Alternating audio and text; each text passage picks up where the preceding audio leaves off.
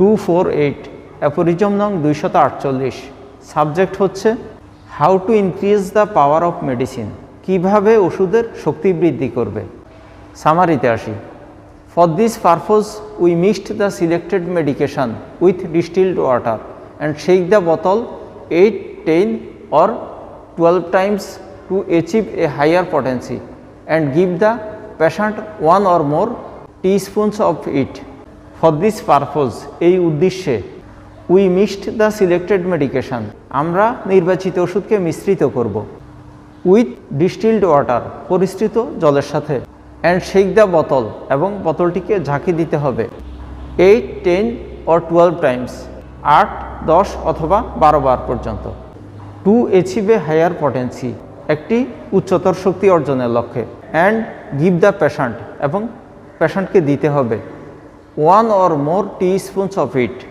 এটার থেকে এক অথবা একাধিক চা চামচ পরিমাণ। এখানে বলা হয়েছে যে এই উদ্দেশ্যে আমরা সুনির্বাচিত ওষুধ মিশ্রণকে পরিস্রুত জলের সাথে মিশ্রিত করে 8, 10 অথবা 12 বার ঝাঁকি দিয়ে তা থেকে এক অথবা একাধিক চা চামচ পরিমাণ পেশেন্টকে খেতে দিতে হবে। We apply medicine daily or every other day for chronic disease, every 2 to 6 hours for new disease, hourly or more frequently for every urgent cases. We apply medicine, আমরা ওষুধ প্রয়োগ করব daily or every other day, প্রতিদিন অথবা একদিন পরপর, for chronic old disease, পুরাতন চিররোগের ক্ষেত্রে,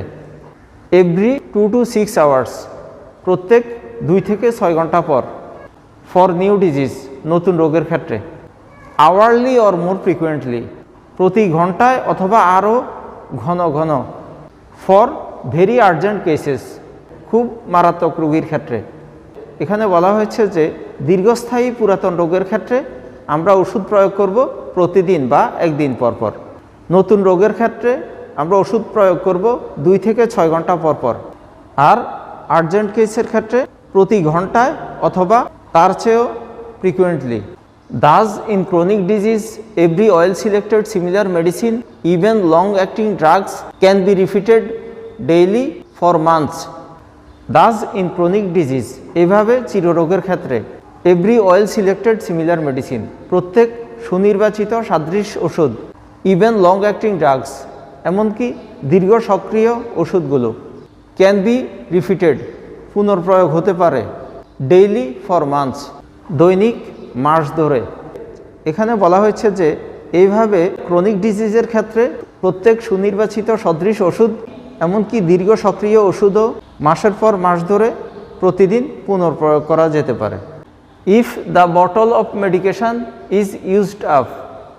in 7 or 14 days, if the symptoms of the medicine are still present, then a higher potency of that medicine should be prepared in the same manner. If the bottle of medication, যদি বোতলে মিশ্রিত ঔষধ is used up in 7 or 14 days, 7 দিন অথবা 14 দিনে শেষ হয়ে যায়, and if the symptoms of that medicine, যদি ওই ঔষধের লক্ষণ are still present, তখনও বর্তমান থাকে, then a higher potency, তখন একটি উচ্চতর শক্তি of that medicine should be prepared, ওই ওষুধেরই প্রস্তুত করতে হবে ইন সেম ম্যানার, একই পদ্ধতিতে। এখানে বলা হয়েছে যে যদি বোতলে মিশ্রিত ওষুধের মিশ্রণটি 7 অথবা 14 দিন পরে শেষ হয়ে যায় এবং ওই ওষুধের লক্ষণগুলো তখনও পেশেন্টের দেহে বর্তমান থাকে, তাহলে সেই ওষুধের পূর্বাপেক্ষা উচ্চতর শক্তি একই পদ্ধতিতে প্রস্তুত করতে হবে। If the patient experiences continued improvement, the medicine should be applied in this way. If the patient experience, যদি পেশেন্ট অনুভব করে continued improvement, উন্নতি চলমান, the medicine should be applied, ওষুধ প্রয়োগ করা উচিত in this way, এইভাবেই। এখানে বলা হয়েছে যে যদি পেশেন্ট অনুভব করে যে ওষুধে তার শারীরিক অবস্থার উন্নতি হচ্ছে, তাহলে এভাবেই ওষুধ চালিয়ে যেতে হবে। If any new symptom appears in the patient's body, a changed state is manifested by a group of altered symptoms with the remaining symptoms of disease if any new symptom appears যদি কোনো নতুন লক্ষণ দেখা যায় in the patient's body রোগীর দেহে a changed state is manifested একটি পরিবর্তিত অবস্থা প্রকাশিত হয় by a group of altered symptoms কতগুলো পরিবর্তিত লক্ষণের দ্বারায় with the remaining symptoms of disease ওই ওষুধের অবশিষ্ট লক্ষণগুলো সহ এখানে বলা হয়েছে যে যদি রোগীর দেহে নতুন কোনো লক্ষণ প্রকাশিত হয় তবে পরিবর্তিত লক্ষণের সাথে রোগের বাদবাকি লক্ষণ মিলে একটি পরিবর্তিত অবস্থা ধারণ করে then another one more homeopathically related medicine must be chosen in place of the last and constantly repeated by changing potency as above rules then another one তখন অন্য একটি মোর হোমিওপ্যাথিক্যালি সিলেক্টেড মেডিসিন অধিক সাদৃশ উপায়ে নির্বাচিত ওষুধ মাস্ট বি চোজেন অবশ্যই পছন্দ করতে হবে in place of the last পূর্ববর্তী ওষুধের স্থলে অ্যান্ড কনস্ট্যান্টলি রিপিটেড এবং প্রয়োগ করেই যেতে হবে by changing potency as above rules উপরোক্ত নিয়মে শক্তি পরিবর্তন করে এখানে বলা হয়েছে যে এই অবস্থায় পূর্বের নির্বাচিত ওষুধের পরিবর্তে নতুন একটি অধিক সদৃশ ওষুধ নির্বাচন করতে হবে এবং উপরোক্ত নিয়মে ক্রমান্বয়ে পরিবর্তনের মাধ্যমে পুনর্প্রয়োগ করে যেতে হবে on the other hand in case of chronic diseases almost daily repetition of well indicated homeopathic remedy should reduce the dose if homeopathic aggravation is done on the other hand পক্ষান্তরে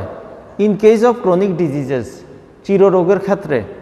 অলমোস্ট ডেইলি রিপিটেশন প্রায় প্রত্যহ পুনঃপ্রয়োগ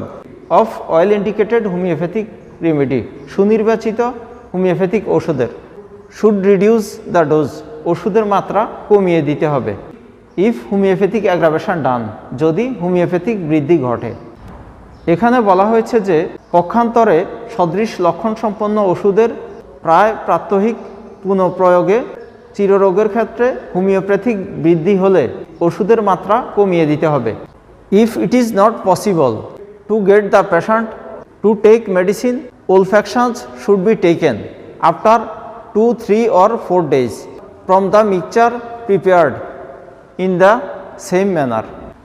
if it is not possible যদি এটা সম্ভবপর না হয় to take medicine পেশেন্টকে ওষুধ খাওয়ানো olfactions should be taken ঘ্রাণ নিতে হবে after 2, 3 or 4 days 2, 3 অথবা 4 দিন পর পর from the mixture prepared যে মিশ্রণটা প্রস্তুত করা হয়েছে তা হতে ইন দ্য সেম ম্যানার একই উপায়ে এখানে বলা হয়েছে যে যদি রোগীকে ওষুধ সেবন করানো সম্ভবপর না হয় তাহলে রোগীকে 2, 3 অথবা 4 দিন পর পর মিশ্রিত ওষুধ থেকে ঘ্রাণ নেওয়াতে হবে এই সূত্রে একটি ফুটনোট আছে 134 ফুটনোট 134-এ বলা হয়েছে যে ওষুধের যে মিশ্রণটা প্রিপেয়ার করা হবে সেখানে পানির পরিমাণ হবে 40, 30, 20, 15 অথবা 8 টেবিল চামচ এবং সংরক্ষণের জন্য এর সাথে কিছু পরিমাণ অ্যালকোহল অথবা এক টুকরো কাঠকয়লা দিতে হবে সম্পূর্ণভাবে শক্তিকৃত ওষুধের একটি পিল উক্ত জলে দ্রবীভূত করে শিশিটিকে ভালোভাবে জাকি দিয়ে তা হতে 1 টেবিল চা চামচ পরিমাণ 1 গ্লাস পানিতে গুলে তার এক মাত্রা রোগীকে খেতে দিতে হবে এক্সপ্লেনেশন সূত্রের ব্যাখ্যায় আসি এই সূত্রে বলা হয়েছে যে ওষুধের মাত্রা স্বল্প হলে এর শক্তি বৃদ্ধি করতে হলে কিভাবে বৃদ্ধি করতে হবে তার বিষয়ে ডাক্তার হেনিম্যান বলে গিয়েছেন কিভাবে এর পুনরায় প্রয়োগ করতে হবে সেই সম্পর্কে এখানে আলোচনা করা হয়েছে ভাইটাল প্রিন্সিপাল যাতে কোনো অবস্ট্রাকল ফেস না করে মেডিসিন গ্রহণ করতে পারে এবং মেডিসিনের কোনোরূপ সাইড ইফেক্টসের মাধ্যমে অধিক সিমটমস উৎপাদন করতে না পারে সেজন্য অ্যাকর্ডিং টু সিমটমস সিমিলারিটি সুনির্বাচিত উচ্চ শক্তিতে পরিণত ওষুধের প্রতিটি ডোজ প্রয়োগ করার পূর্বে 8 থেকে 10টি সজোরে জাকি দিতে হবে ডিজিজটি যদি ক্রনিক হয় তাহলে ওষুধ প্রয়োগ করতে হবে প্রতিদিন বা একদিন পর পর ডিজিজটি যদি নিউ হয় তাহলে ওষুধ প্রয়োগ করতে হবে 2 থেকে 6 ঘন্টা পর পর আর ডিজিজটি যদি আর্জেন্ট হয় তাহলে ওষুধ প্রয়োগ করতে হবে প্রতি ঘন্টায় অথবা তার চেয়েও ফ্রিকুয়েন্টলি আর ডোজ বা মাত্রা সম্পর্কে বলতে গেলে 1 চা চামচ পরিমাণ এক মাত্রা প্রয়োগ করা হয়, কিন্তু লোকাল ডিজিজের ক্ষেত্রে একাধিক মাত্রা দেওয়া যেতে পারে। ওষুধের মিশ্রণ প্রস্তুত করার ক্ষেত্রে বড় চামচে 7-8 চামচ পরিমাণ পানিতে একটি ক্ষুদ্র পিল দ্রবীভূত করে প্রস্তুত করা হয়। প্রতিবার সেবন করার পূর্বে ওষুধটিকে 8, 10 অথবা 12 বার ঝাঁকি দিতে হবে এবং তা থেকে 1 চা চামচ পরিমাণ মিশ্রণ বড় চামচের 7-8 চামচ পরিমাণ পানি, যেটা প্রায় 1 গ্লাস, এর মাঝে গুলে তা থেকে 1 চা চামচ পরিমাণ খাবে। এই পদ্ধতিতে ক্ষুদ্র মাত্রার শক্তি ক্রমে বর্ধিত হয় এবং অ্যাগ্রাভেশনের সম্ভাবনা দূর হয়, অর্থাৎ কোনো ক্ষতি হওয়ার সম্ভাবনা থাকে না। 7 দিন অথবা 14 দিন পরে যদি এই মিশ্রণটি শেষ হয়ে যায়, তাহলে পেশেন্টের শরীরে যদি আমরা দেখি যে কোনো সিমটমস তখনও রয়ে যায়, তাহলে এই মেডিসিনের হাই পটেন্সির একটি ক্ষুদ্রতম পিল নিয়ে পূর্বের ন্যায় একটি মিশ্রণ প্রস্তুত করে প্রয়োগ করতে হবে। যতদিন ইমপ্রুভ দেখা যাবে ততদিন এইভাবেই চলতে থাকবে। যদি ব্যতিক্রম দেখা যায় বা নতুন কোনো সিমটমস দেখা যায়, তাহলে তখনকার অবস্থার ভিত্তিতে পুনরায় একটি নতুন মেডিসিন সিলেক্ট করতে হবে। আর যদি পেশেন্টের হোমিওপ্যাথিক অ্যাগ্রাভেশন হয়, অর্থাৎ ওষুধের সিমটমসগুলো কিছুটা বৃদ্ধি পায়, তাহলে অল্প মাত্রায় অথবা দীর্ঘদিন পর পর ওষুধ প্রয়োগ করতে হবে।